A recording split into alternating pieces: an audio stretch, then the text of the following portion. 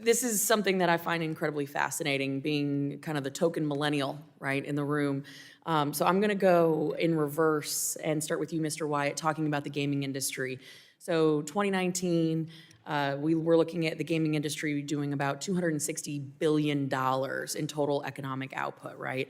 They're anticipating $560 billion by 2030. So it's not just the old school Tetris and Mario that so many people think of, right? The gaming industry is huge. How do you envision blockchain changing the game, not to put a pun on it, but how do you envision blockchain changing the future of gaming and even going so far as, like, say, the metaverse? Yeah, I appreciate the question, and I'm empathetic to it, especially, having kids and my wife not being particularly keen with video games too much. But I think one thing that a lot of folks don't realize is the way that we think about video games, Mario, Tetris, it has evolved. They're digital worlds. People are learning, they're interacting, they're socializing, they're wanting to spend their time inside of these environments, whatever it is that they're doing, right?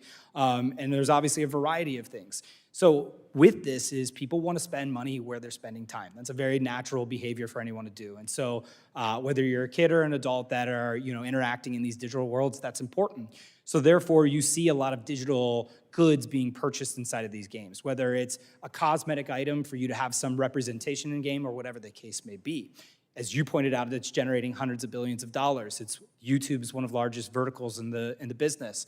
I think what this allows people to do is instead of just licensing this from the publisher, they can now own it. If you spend money on something, you deserve to own it. You don't just license the sweatshirt from Nike. You buy it, it's yours. You can give it to me, you can trade it to me, you can sell it to me. I think that's really important. And so these digital goods deserve more rights.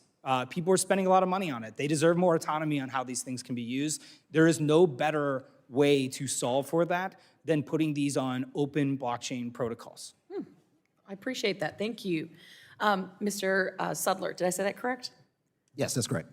So I want to shift gears a little bit, and thank you, Mr. Wyatt, for that on the gaming response. We've talked a little bit here today about the uses that can be applicable to federal government, and I want to just expand that a little bit.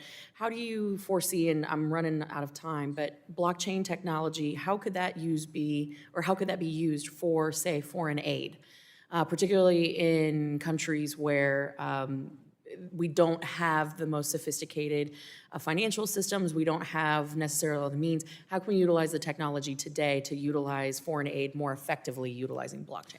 I think there's a couple of ways in which you can do that. And we've actually, some of my students have explored that very same topic. If foreign aid is being sent to a country, how do we make sure it's getting into the right hands, it's not getting to adversaries or people who are wasting that money? So the blockchain can keep track to some degree of where that individual is on the receiving side and whether they're receiving that payment or not. Mm-hmm. There's some complexities in terms of the receiving end and what actually do they do with it. That obviously gets into tracking, who's actually spending that money at the end of the day. The other way is helping communities really create their own community coin.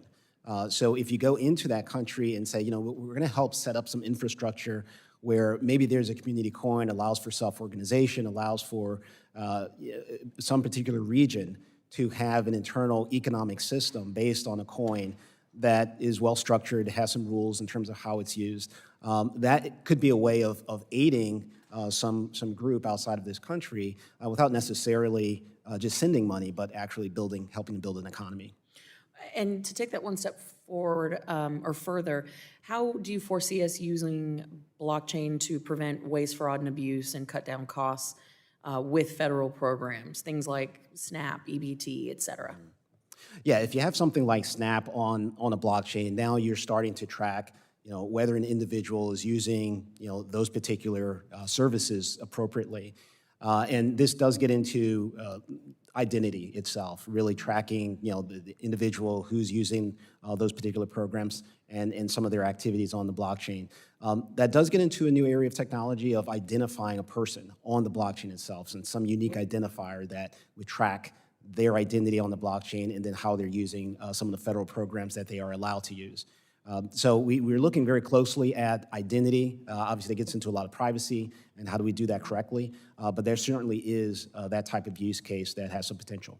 Certainly, I have concerns about the privacy issues surrounding blockchain and how the technology is going to evolve around the sense that we need our constitutional rights to be protected. We have a right to privacy. And so kind of threading that needle is something that I'm very interested in. But I know my time has expired, Mr. Chairman.